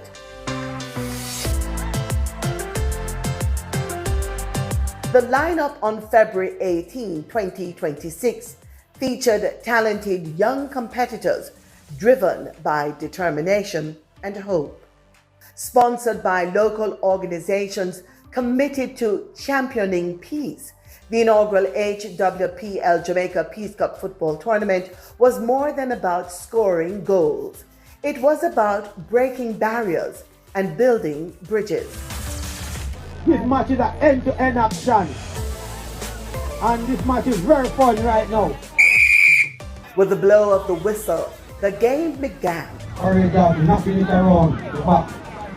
There was a flurry of fast-paced passes, strategic dribbles, and skillful shots. From the left to the right. Every kick echoed a message: teamwork, unity, resilience, and the power of sport to transform lives.